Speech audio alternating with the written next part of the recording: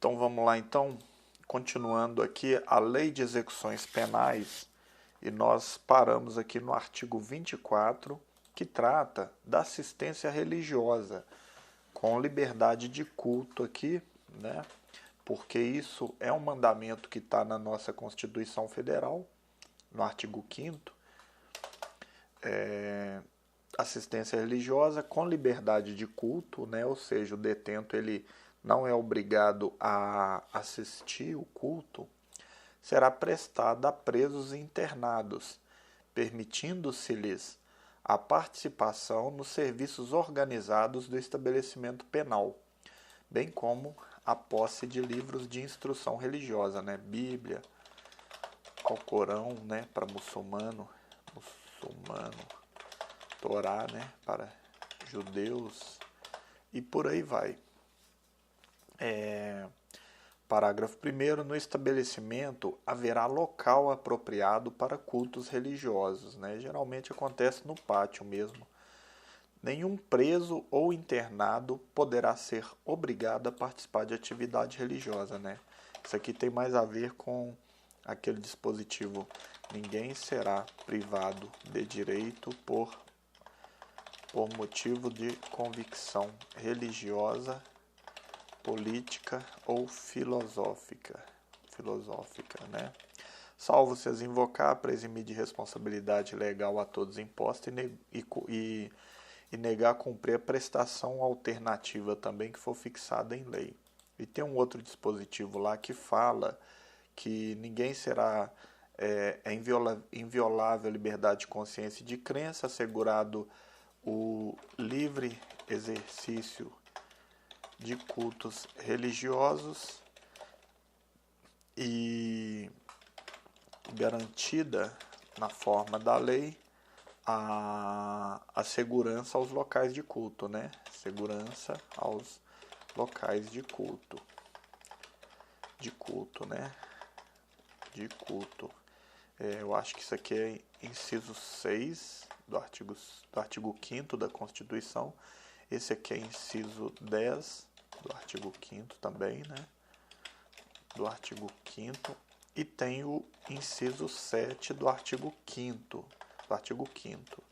Que fala o quê? O inciso 7 é assegurada a prestação de assistência religiosa nas entidades civis e militares de internação coletiva. Beleza. Assistência aqui ao egresso, né? Quem que é esse cara? Vamos ver aqui. Da assistência ao egresso, ela consiste em quê? Na orientação e apoio para reintegrá-lo à vida em sociedade. 2. Na concessão, se necessário, de alojamento e alimentação em estabelecimento adequado pelo prazo de 2 meses, prorrogável por mais 2 meses, né? Então, por quê? Porque o próprio parágrafo aqui está falando, ó, quem é que vai dizer se tem que ser prorrogado aqui? Se é necessária a prorrogação ou não, é assistente social, né?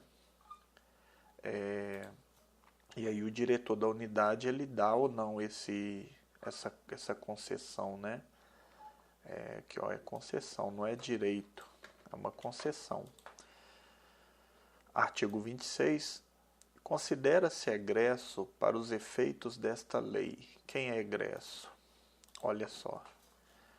O liberado definitivo, né? Ou seja, eis que surge um alvará de liberdade, né? Um alvará. Pelo prazo de até 1 ano, né? Depois que ele sair do estabelecimento. E esse segundo aqui é um pouquinho mais complicado, tá? Por quê? Porque o liberado condicional, nós temos aqui o quê? Nós temos aqui a liberdade condicional, né? Liberdade condicional ela é um benefício para quem está cumprindo a pena. Inclusive, ela até em crimes hediondos, né? Só que aqui o percentual dela é diferente. Vamos supor, você cumpre uma pena aí de 10 anos, né? Tem 10 anos para cumprir.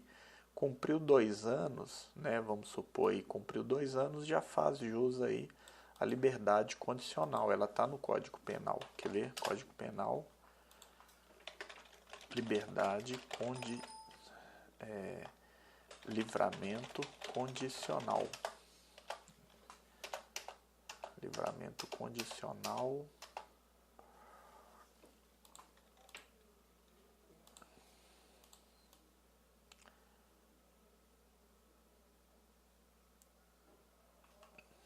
Vou copiar aqui. Copiar tudo de uma vez, né? Então vamos lá aqui. Ó, olha só. Tá muito pequenininha, a letra tá bem pequena, né? Vamos aumentar essa letra. E piorou. 7, vamos aumentar para 20. Ó, o juiz pode conceder livramento condicional ao condenado à pena privativa de liberdade que seja maior que 2 anos. Agora, veja bem, vamos supor que o cara cumpriu um crime doloso aí, que não seja hediondo, né? Ele praticou um crime doloso aqui, ó. Se ele cumpriu mais de 1/3 da pena, aí nós vamos liberar ele.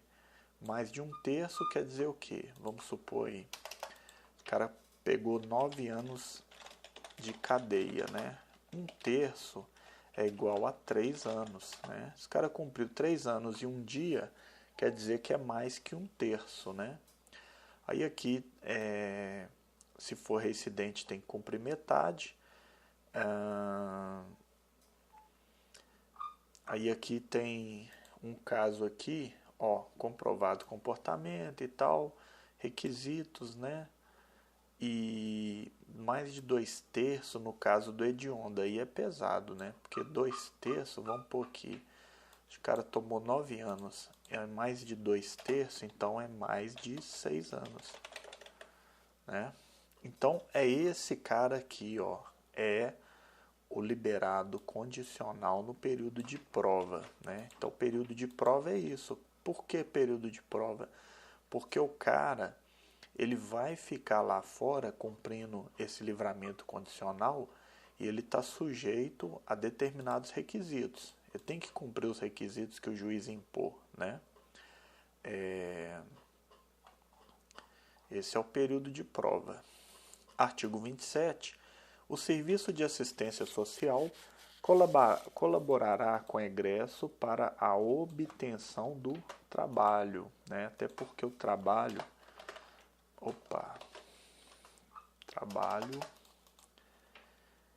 trabalho ele é um direito do preso, né?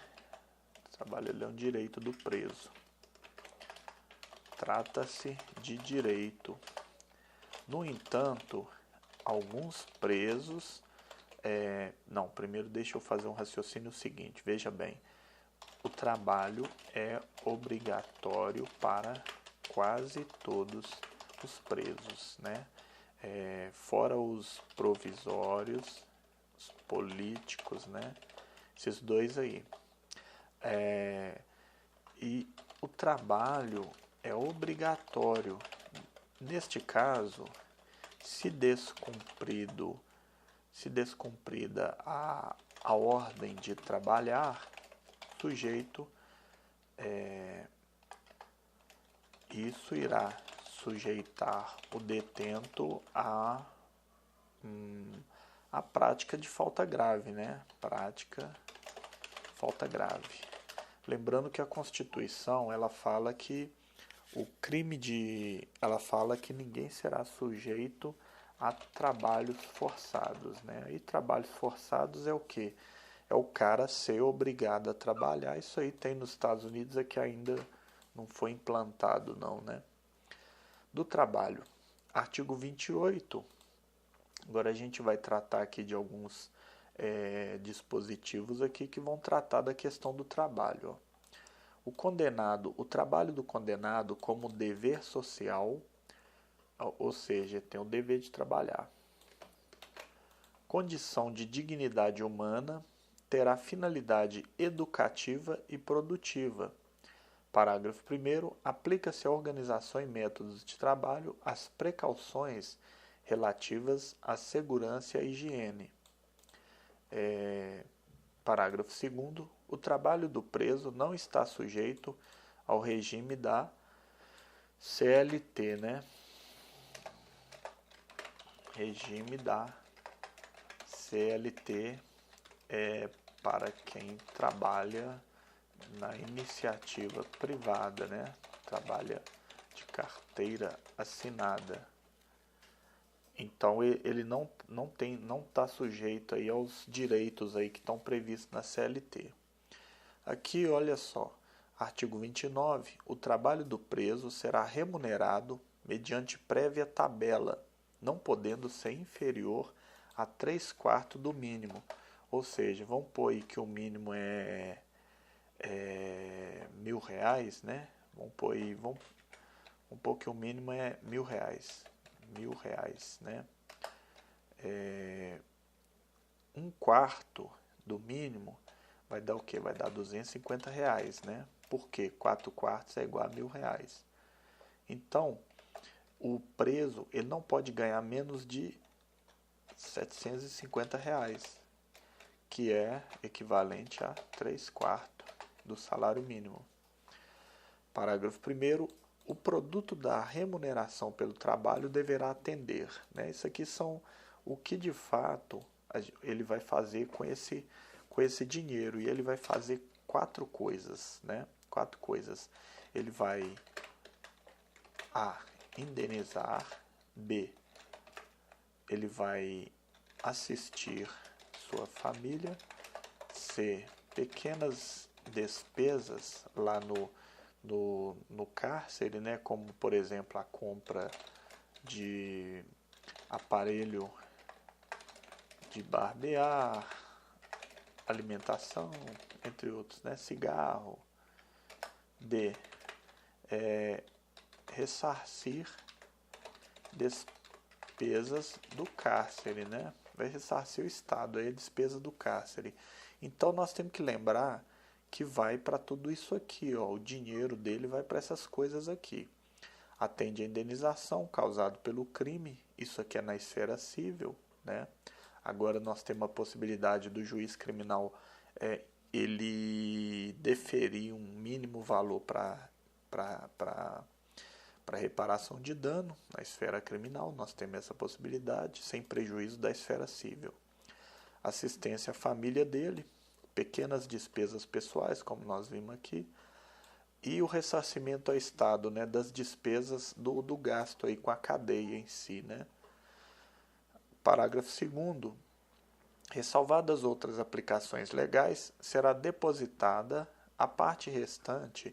Olha só, vamos supor que ainda sobrou dinheiro, vai fazer uma quinta coisa aqui, ó. Vai constituir pecúlio.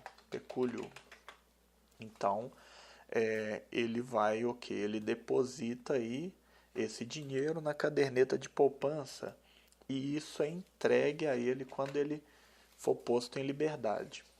Artigo 30. As tarefas executadas como prestação de serviço à comunidade não serão remuneradas, né? Não vai remunerar aquela...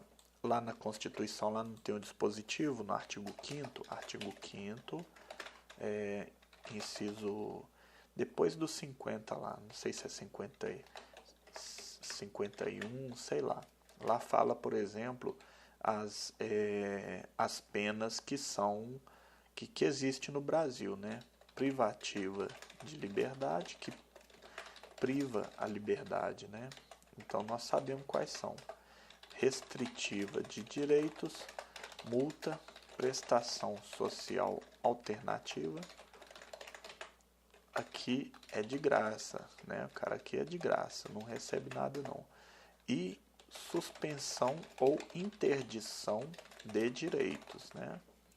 Então é isso aí. Trabalho interno, né? Trabalho dentro da unidade prisional primeiro, depois a gente vê o trabalho externo. Então vamos lá. Interno. Nesse trabalho interno aqui, vamos lá. Artigo 31, o condenado à pena privativa de liberdade está obrigado ao trabalho, né? Ou seja, está obrigado ao trabalho conforme as suas aptidões e capacidade. Parágrafo único. Para o preso provisório, aqui que eu falei, né? Falei lá em cima, o trabalho não é obrigatório e só poderá ser executado no interior do estabelecimento. Só pode ser executado lá dentro. Isso é o provisório, né? Provisório é quem? O cara está cumprindo prisão provisória, né? Aí vamos colocar aí, por exemplo, temporária, preventiva ou em flagrante, né? Flagrante também. E prisão civil por dívida de alimentos, né? Inadimplemento. Artigo 32. Na constituição do trabalho, deverão ser levadas em conta a habilitação, a condição pessoal e as necessidades futuras do preso, bem como as oportunidades oferecidas pelo mercado. Parágrafo 1º. Deverá ser limitado, tanto quanto possível, o artesanato sem expressão econômica, salvo regiões de turismo, né? Então, acaba que não é limitado não, porque os caras têm que fazer alguma coisa, não pode ficar à toa, né? Aí, aqui, maiores de 60, né, ter uma atividade aí que seja conforme a sua idade, né, sua adequação aí à idade. Deficiente também, mesma coisa. E mulheres, cadê mulheres aqui? Trabalho, deixa eu ver lá. Deixa eu ver no site aqui. Mulheres. Ah, tá. Não é isso não. Não.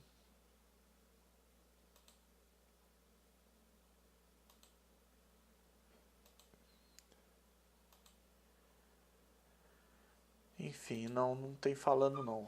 Tá falando aqui dos maiores de 60 e dos deficientes, né? Pode ser que a gente ache mais para frente, mas eu tinha quase certeza que tinha um dispositivo que tratava disso.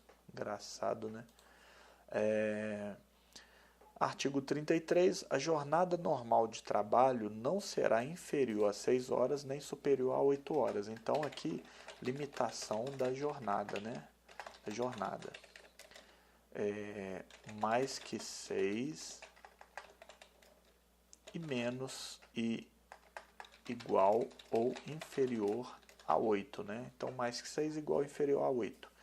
Parágrafo único. Pode ser atribuído horário especial de trabalho a presos designados para serviço de conservação e manutenção do estabelecimento penal, né? Eu penso aqui que seria um trabalho fora do horário ordinário de expediente, né? Aquele expediente, né? Aquele horário comum mesmo. Artigo 34. O trabalho poderá ser gerenciado por fundação ou empresa pública com autonomia administrativa e terá por objeto a formação profissional do condenado. Então, dado por pessoa jurídica da administração indireta, né? Aí a fundação, aí não falou o tipo de fundação aqui. Na verdade, para ser sincero aqui, eu tô fazendo isso aqui para vocês fixarem bem e saber que é fundação ou empresa pública. Mas não disse aqui qual fundação, se é pública ou privada, né? E já empresa pública, ela é entidade de direito privado, né? Empresa pública é entidade de direito privado. Parágrafo 1º. Nessa hipótese, incumbirá a entidade gerenciadora promover e supervisionar a produção com critérios e métodos empresariais, encarregar-se de sua comercialização, bem como suportar despesas, inclusive pagamento de remuneração adequada, né? Parágrafo 2º. Os governos estadual, federal e municipal, uma ênfase aqui para governo municipal, né? Ctrl S. Porque municipal, né, engraçado, né? Não mexe com presídio, mas nós temos a participação dele aqui no sentido, ó, de celebrar convênio com a iniciativa privada, né? Na iniciativa privada são as empresas para implantação de oficina de trabalho referente a setor de apoio dos presídios. Artigo 35. Os órgãos da administração direta ou indireta dos entes federados aqui, né, União, Estado, Distrito Federal e Município, adquirirão com dispensa de concorrência pública, né, ou seja, não precisa fazer licitação, bens ou produtos do trabalho prisional, né? Isso aí quando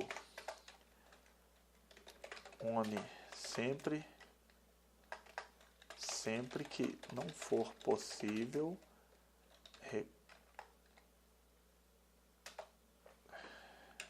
A. Sempre que não for possível. B.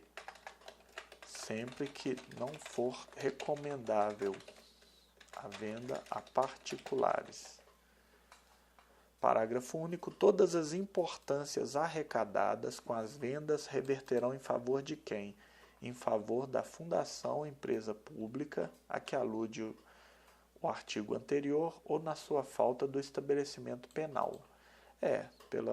Pela lógica aqui, teria que ser fundação de direito público, né? Porque como é que vão as importâncias arrecadadas reverter em favor de uma fundação de direito privado, até que isso é possível, né? Que nós temos aí as entidades aí do terceiro setor. Mas isso aí é uma discussão sem muita relevância para vocês que estão fazendo o processo. É só para ajudar a fixar mesmo a ideia. Do trabalho externo.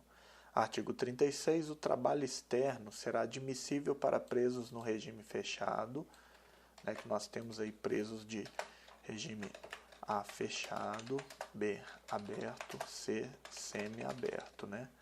E aqui nós estamos tratando de quê? Nós estamos tratando do regime fechado.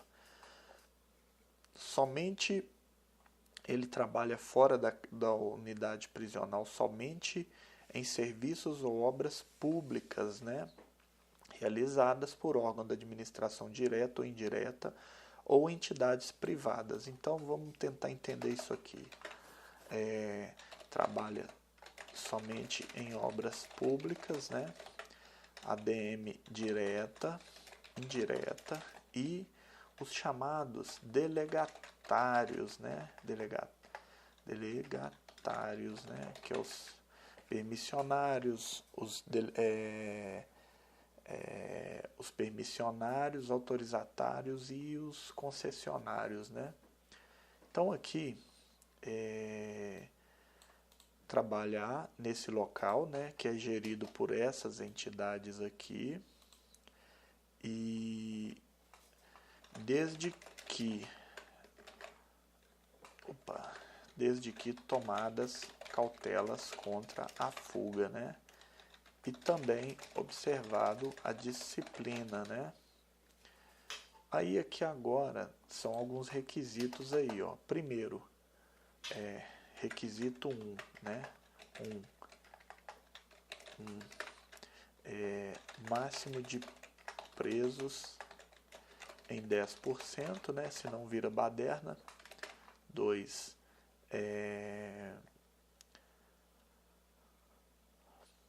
quem paga? Administração ou empresa empreiteira. E 3, Se for em entidade privada, não é obrigatório, né? Por quê? Porque está falando aqui de quê? Do consentimento expresso do preso. Expresso é assinado, tá, gente? Expresso é assinado. Pelo menos teria que ser, né? Artigo 37. A prestação de trabalho externo a ser autorizada pela direção do estabelecimento dependerá de... Aí tem os requisitos aqui que ele tem que cumprir, ó. Aptidão, disciplina e responsabilidade, além do cumprimento mínimo de 1/6 da pena. Parágrafo único. Revoga-se a autorização de trabalho externo ao preso se vier praticar fato definido como crime, for punido por falta grave ou tiver comportamento contrário aos requisitos estabelecidos nesse artigo, né? Ou seja, vamos lá então. Praticou crime, é revogado. Praticou falta grave, também é revogado. E 3, comportamento contrário aos requisitos do artigo que trata, né? Que seria uma disciplina básica para que ele possa poder exercer sua atividade sem trazer maiores complicações, né? Agora, dos direitos, deveres e da disciplina. Dos deveres, artigo 38. Cumpre ao condenado, além das obrigações legais inerentes a seu estado, submeter-se às normas de execução da pena, né? Artigo 39. Constitui deveres do condenado, comportamento disciplinado e cumprimento fiel da sentença que o condenou. Obediência ao servidor e respeito a qualquer pessoa com quem deva relacionar-se. 3. Urbanidade e respeito no trato com os demais condenados. 4. Conduta oposta a movimentos individuais ou coletivos de fuga, que é fugir, ou subversão, é subverter a ordem ou disciplina, é prejudicar a ordem e a disciplina. 5. Execução do trabalho, das tarefas e das ordens recebidas. 6. Submissão à sanção disciplinar que foi imposta a ele. 7. Indenização à vítima ou seus sucessores, né? Ou seja, ele praticou um crime, tem que indenizar a vítima ou os sucessores dela, né? Filhos, pais, né? Quem suceder ela para fins de herança, filhos, pais, cônjuge, companheira. 8. Indenização ao Estado, quando possível, das despesas realizadas com sua manutenção, mediante desconto proporcional da remuneração do trabalho. 9. Higiene pessoal e asseio da cela ou alojamento.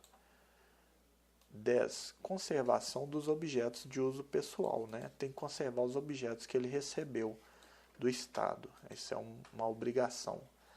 Parágrafo único. Aplica-se ao preso provisório o que for com ele compatível, né? Dos direitos, agora, aqui alguns direitos que ele faz jus. Artigo 40. Impõe-se a todas as autoridades o respeito à integridade física e moral dos condenados e presos provisórios. Então, por quê? Porque a Constituição fala lá que é assegurada a integridade física dos presos, física e moral dos presos. Deixa eu ver lá como é que tá. CF. Integridade. É assegurado aos presos o respeito à integridade física e moral. Física e moral. Artigo 41. Constitui direitos do preso. Inciso 1. Alimentação suficiente e vestuário. Inciso 2. Atribuição de trabalho e sua remuneração. Inciso 3, Previdência Social. Veja bem que a gente viu lá no dispositivo que ele não faz jus ao direito à CLT, né? Mas ele faz jus à Previdência Social. Se ele recebe benefício, recebe aposentadoria, ou mesmo o auxílio reclusão, né? Então ele faz jus aí a Previdência Social. Constituição de pecúlio é o direito de guardar o seu dinheiro lá para constituir um pecúlio, né? Para que ele possa resgatar após saída da unidade. 5. Proporcionalidade na distribuição do tempo para o trabalho, descanso e a recreação. 6. Exercício das atividades profissionais, intelectuais, artísticas e desportivas anteriores, desde que compatíveis com a execução da pena, né? Ou seja, isso se os direitos, não tiverem sido tirados, né? Que aí, nesse caso aí, ele não vai poder ter esse tipo de atividade. Assistência material à saúde jurídica, educacional, social e religiosa. Nós vimos todas essas assistências. Proteção contra qualquer forma de sensacionalismo, isso aqui é a parte da mídia, né? Que a pessoa tem direito à intimidade, honra e vida privada. Está no artigo 5º, inciso 11. Não, inciso 13, eu acho que é 13. Entrevista pessoal e reservada com advogado. Visita do cônjuge, companheiro, parentes e amigos em dias determinados. Chamamento pelo nome, né? Pelo nome. Ele vai ter um número, mas ele vai ser chamado pelo nome. Aí vai conferir com o número. 12. Igualdade de tratamento, salvo quanto a exigências da individualização da pena, né? Que vai ter pessoas que, por exemplo, têm nível superior, aí cumpre, aí é preso preventivamente em local distinto, né? O certo seria falar aqui preso provisoriamente, porque né? Porque preventivamente são 3 tipos de prisão provisória, uma delas é a preventiva. Então, provisória é gênero e preventiva é espécie. Mas quem for fazer o processo seletivo não precisa saber isso não. 13. Audiência especial com o diretor do estabelecimento. 14. Representação e petição a qualquer autoridade em defesa de direito, né? A petição, né? Direito de peticionar as autoridades é um direito fundamental. Trata-se de garantia prevista no artigo 5º, acho que é inciso 34. 15. Contato com o mundo exterior por meio de correspondência escrita, da leitura e outros meios de informação que não comprometam a moral e bons costumes. 16. Atestado da pena a cumprir emitido anualmente sob responsabilidade da autoridade judiciária competente. Anualmente. Parágrafo único. Os direitos nos incisos 5, 10 e 15 poderão ser suspensos ou restringidos mediante ato motivado de quem? Do diretor do estabelecimento. 5, 10 e 15, né? 5. Proporcionalidade na distribuição do tempo para o trabalho, descanso ou recreação. 10. A visita, né, de cônjuge, parente. E 15.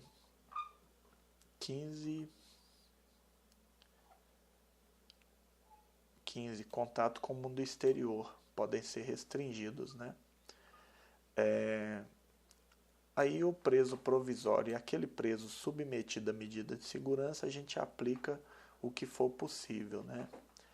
Artigo 43. É garantida a liberdade de contratar médico de confiança pessoal do internado ou submetido a tratamento ambulatorial por seus familiares ou dependentes a fim de orientar e acompanhar o tratamento.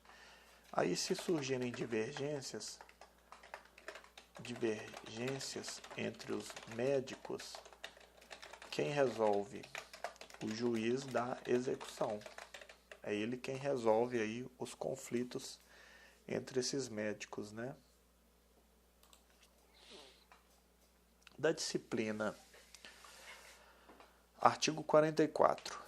A disciplina consiste na colaboração com a ordem, na obediência a determinações das autoridades, seus agentes e no desempenho do trabalho. O trabalho não é obrigatório. Parágrafo único. Estão sujeitos à disciplina o condenado à pena privativa de liberdade ou restritiva de direitos e o preso provisório. Então, até quem está sujeito aqui à restritiva de direitos está sujeito à disciplina também da lei. Artigo 45. Não haverá falta nem sanção disciplinar sem expressa e anterior previsão legal regulamentar. No artigo 5º, não há crime sem lei anterior que o defina, nem pena sem prévia cominação legal. Acho que o artigo 5º, inciso 40.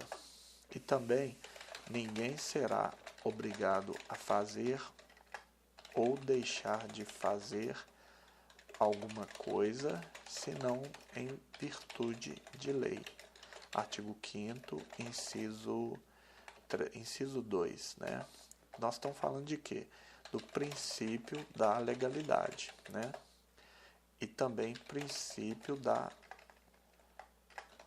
anterioridade. Ou seja, não há falta sem sanção disciplinar,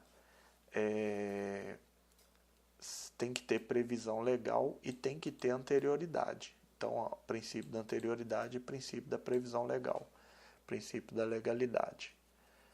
Parágrafo 1º. As sanções não poderão colocar em perigo a integridade física e moral do condenado, mandamento constitucional que nós vimos lá, É proibido o emprego de célula escura e são proibidos sanções coletivas, Sanções coletivas aqui seria punir a cela inteira por não encontrar o culpado, Ou por comportamento alheio, Por comportamento alheio, Vamos supor, alguém da cela fez bagunça e pune todo mundo. Artigo 46. O condenado ou denunciado, no início da execução da pena ou da prisão, será cientificado das normas disciplinares. Artigo 47. O poder disciplinar, na execução da pena privativa de liberdade, será exercido pela autoridade administrativa conforme as disposições regulamentares. Autoridade administrativa é o delegado de polícia ou diretor de presídio, Porque o delegado também tem pessoas na cadeia. Autoridade judicial, aí já é diferente, Juiz, desembargador, ministro de Tribunal Superior, Artigo 48. Na execução da pena restritiva de direito, Restritiva de direito é o cara ser obrigado a ter que assinar um livro no fórum a cada período, é ficar sem dirigir, ficar sem exercer o cargo. O poder disciplinar será exercido pela autoridade administrativa que estiver sujeito o condenado. Aí, nesse caso aqui, vamos supor que ele esteja sujeito aí a uma instituição, que está acompanhando a sua prestação social alternativa, Aí ele está sujeito a essa disciplina lá. Parágrafo único. Nas faltas graves, a autoridade representará o juiz da execução, ou seja, praticou falta administrativa, ela representa o juiz da execução para a finalidade administrativa, ela representa o juiz da execução para fins dos artigos 118, inciso 1, 125, 127, 181, parágrafo 1º, letra D e 2 dessa lei. Aí aqui as próximas são as faltas disciplinares, nós vamos parar por aqui, amanhã a gente dá continuidade.